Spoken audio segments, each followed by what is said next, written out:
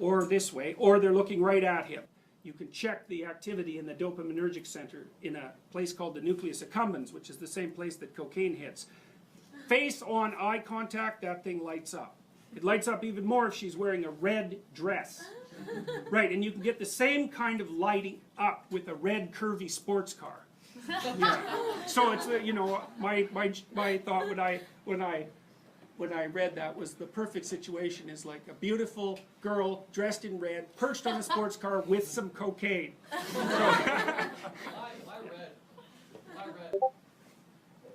Why red? Yes. That's a good question. I'm not exactly sure why. Oh, that's wrong. I do know why red. Ripe fruit. Women have co-evolved with ripe fruit. It's very sneaky of you, by the way. So that's why you know that. You just have to leaf through a women's magazine, and the lipstick is always associated with like apples that are glistening in some way, or a peach or something like that. And we were primarily fruit eaters. And the reason we have color vision is to detect fruit, ripe fruit. And so part of the reason that fruit turns red or colored when it ripens is because the fruit that was successfully eaten by creatures that distributed the seeds was the fruit that was ripe when it was eaten. And so as the color vision evolved, maybe there was a red tint for God only knows what reason, then a positive feedback loop developed. And fruit got redder and redder, and at the same time, women capitalized on that. So that's partly, I think, what explains the association between Eve and the apple in Genesis. Because Genesis is also a story about gaining sight. So, yeah, so that's why red. So that's pretty funny. I really think that's pretty funny. So, you know, evolved sensory significance is absolutely everywhere, you know, and it's so deep inside of us. Yeah. I'd have to wonder about blood, too. That seems like it also... Oh, yeah. Red's a significant color. But I think, I mean, and it's funny, too, because say there's a flushed face.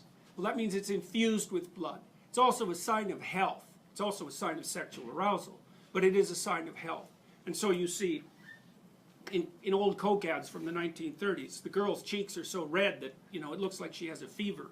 So it's often a form of sexual signaling that indicates health. So that's another part. I mean, these are multiply determined, right? It is anything as complex as vision. Yeah, and blood means, hey, maybe don't go there. Or maybe it means there's something to eat. Right. What emotion do you feel when you're going to approach someone you're very attracted to, and there's an extremely high probability that she's going to tell you to disappear? Right, exactly, absolutely, because it's a real judgment, right? We're going to see a movie called Crumb where you'll see this in great detail. But it's a real judgment. It's like the best judgment is, well, I don't mind your physical presence, but your genes should definitely not survive another generation. Right, and that's sort of generally translated into, I think we should just be friends. Right, you know, and you can blow that off, and people do, and you have to, because it's part of being polite and civilized, but you know, let's make no mistake about it. There is no more fundamental judgment than that. So, paralysis. And there's no shortage of men, I mean, who are absolutely terrified of women. I mean, I've had many of them in my practice, you know. I had one guy, he was so terrified of women he couldn't even talk to them on the phone. It's more common than you think. So, but it's generally manifested by men who no one cares about, so it's generally irrelevant.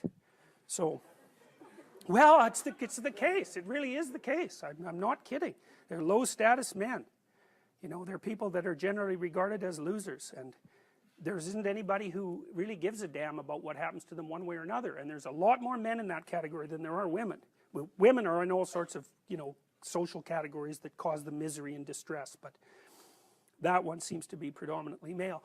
One of the things I'm going to do when we talk about Freud is I'm going to show you this movie Crumb, which I just told you about, and it's a very rare thing because it shows you the world from the perspective of very intelligent male losers, and that's just not a perspective you ever see, because it's the winners that tell the stories about their life. It's like, who the hell cares about the life of a loser? But this movie is about a loser who became a winner, and you know, almost as an act of revenge.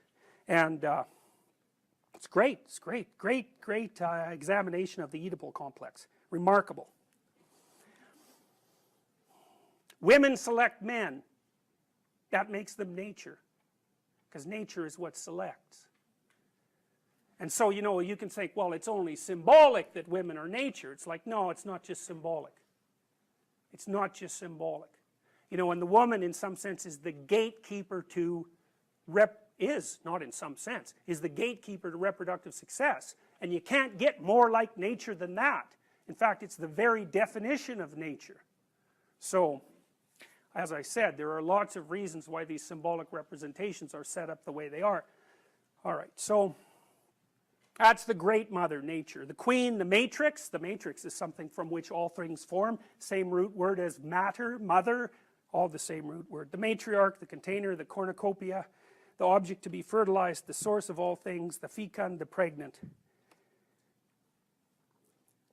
There are more parts of the associational network. The strange, the emotional, the foreigner, the place of return and rest, the deep, the valley, the cleft, the cave, hell, death and the grave, the moon, ruler of the night and the mysterious dark, and matter and the earth.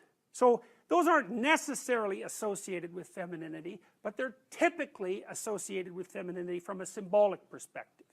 You know, so like generally, like a witch in a movie doesn't come riding out of the full bright sun at noon, right? That just doesn't happen because it doesn't make sense. It's a dark thing. And so if you saw that occurring in the light in a movie, you'd think, you know, what the hell's going on here? That doesn't make sense. And the reason it doesn't make sense is because it violates the complex, the symbolic complex. So those are female denizens of the underworld and hell. Very pleasant creatures. It's like Medusa with the head of snakes, you know. And if you ask, you know, why would a woman have a head of snakes in reference to a man? And that's really simple. I bet there are men here who know the answer to that. I don't know what you